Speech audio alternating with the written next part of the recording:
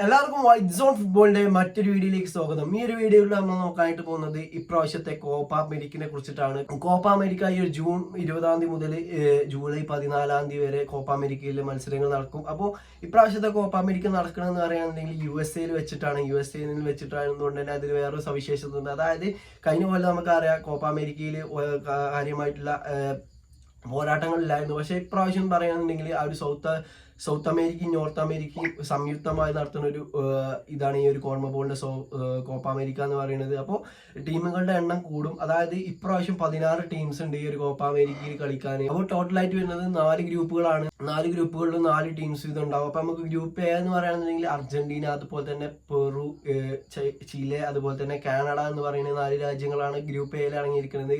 Group ബിയിൽ ഈ ഒരു മെക്സിക്കോ, ഇക്വഡോർ, വെനസ്വേല, അതുപോലെ തന്നെ മെയ്ക്ക എന്ന് പറയുന്ന ഈ ഒരു 4 ടീമുകളാണ് ഗ്രൂപ്പ് ബിയിൽ അടങ്ങിയിരിക്കുന്നത്. ഗ്രൂപ്പ് സിയിൽ നോക്കുകയാണെന്നുണ്ടെങ്കിൽ ഉറുഗ്വൈ, USA, അതുപോലെ തന്നെ പനാമ, ബൊളീവിയ എന്നീ രാജ്യങ്ങളാണ് അടങ്ങിയിരിക്കുന്നത്. ഇപ്പൊ ഗ്രൂപ്പ് ഡി നോക്കുകയാണെന്നുണ്ടെങ്കിൽ ബ്രസീൽ, കൊളംബിയ, പരഗ്വായ്, കോസ്റ്റാറിക്ക എന്നീ ടീമുകളാണ്. അപ്പോൾ ഇതിലിപ്പോ ഈ ഒരു കോപ്പ അമേരിക്ക നേടാൻ ഏറ്റവും കൂടുതൽ പോസിബിലിറ്റി കണക്കാക്കപ്പെടുന്ന ടീം എന്ന് പറയുകയാണെന്നുണ്ടെങ്കിൽ തീർച്ചയായിട്ടും അത് അർജന്റീനയാണ്. നമുക്കറിയാം കഴിഞ്ഞ വേൾഡ് കപ്പ് വിന്നേഴ്സ് ആണ് അർജന്റീന എന്ന് പറയുന്നത്. അവർക്കാണെന്നുണ്ടെങ്കിൽ കാര്യമായിട്ടുള്ള ഇഞ്ചുറി പ്രശ്നങ്ങളൊന്നുമില്ല. ഈ ഒരു കോപ്പ അമേരിക്ക എടുക്കാൻ ഏറ്റവും കൂടുതൽ പോസിബിലിറ്റി കണക്കാക്കപ്പെടുന്ന മറ്റൊരു ടീം എന്ന് പറയുന്നുണ്ടെങ്കിൽ ബ്രസീലാവും. ബ്രസീലിന് ഒന്നാമത്തെ ബ്രസീലിന്റെ പ്രശ്നം എന്ന് പറയുകയാണെന്നുണ്ടെങ്കിൽ അവരുടെ മെയിൻ സ്റ്റാർ ആയിട്ടുള്ള നെയ്മർ ജൂനിയർ ഈ ഒരു കോപ്പ അമേരിക്ക കളിക്കില്ല എന്നുള്ളതാണ്. അപ്പോൾ പക്ഷെ ബ്രസീലിന്റെ താരനിരയെ നോക്കുമ്പോൾ ബ്രസീലിന് എന്നാലും ഒരു കോപ്പ അമേരിക്ക എടുക്കാനുള്ള സ്ക്വാഡ് ഡെപ്ത് ഒക്കെ എന്തായാലും ഉണ്ട്. അതായത് ഇപ്പോഴത്തെ ഈ ഒരു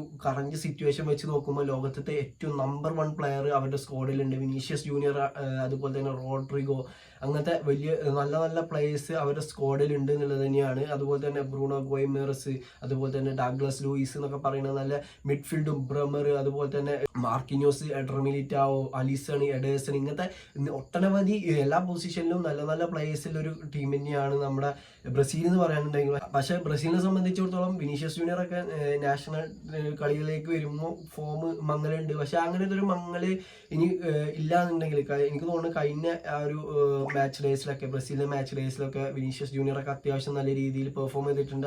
അങ്ങനെ ഒരു പെർഫോമൻസ് കാഴ്ചവെക്കാൻ കഴിയാണെങ്കിൽ തീർച്ചയായിട്ടും അർജന്റീനക്ക് ഒരു കോമ്പറ്റീഷൻ ആവും ഈ ഒരു ബ്രസീൽ എന്ന് പറയുന്നത്. അപ്പോൾ ഇതിൽ മറ്റൊരു ടീം എന്ന് പറയുകയാണെന്നുണ്ടെങ്കിൽ ഞാൻ സാധ്യത കൽപ്പിക്കണം, കോപ്പ അമേരിക്ക വിൻ ചെയ്യാൻ സാധ്യത കൽപ്പിക്കണം മറ്റൊരു ടീം എന്ന് പറയുകയാണെന്നുണ്ടെങ്കിൽ ഉറുഗ്വൈ ആണ്.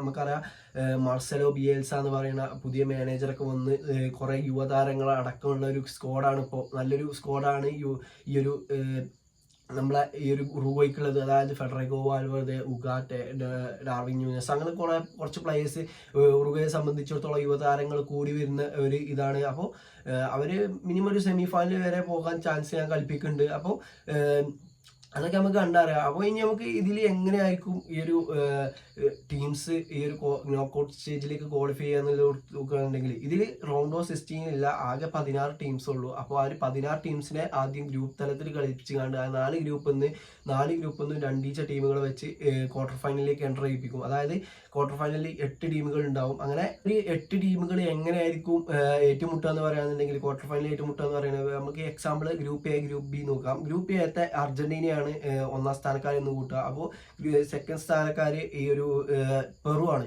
പിന്നെ ഈ ഒരു ഗ്രൂപ്പ് ബിയിൽ മെക്സിക്കോ, ഇക്വഡോർ ആണ് 1, 2 സ്ഥാനക്കാർ. അപ്പോൾ അർജന്റീനക്ക് ഈ ഒരു ഗ്രൂപ്പ് ബിത്തെ 2nd പ്ലേസിലുള്ള ഇക്വഡോറിനെയും ഈ ഒരു പെറുവിന് ആ ഒരു ഗ്രൂപ്പിലത്തെ 2nd പ്ലേസിലുള്ള പെറുവിന് ഈ ഒരു ഗ്രൂപ്പ് ബിത്തെ 1st പ്ലേസിലുള്ള മെക്സിക്കോനെയും കിട്ടും. അങ്ങനെയാണ് ആ ഒരു സ്റ്റെപ്പ് തന്നെ മറ്റേ സി, ഡി എന്നുള്ള ഗ്രൂപ്പുകളിലും ഫോളോ ചെയ്തുകൊണ്ട് ഈ ഒരു ടീംസ് തമ്മിൽ മത്സരിക്കും. അങ്ങനെ വരുന്ന ടീമുകൾ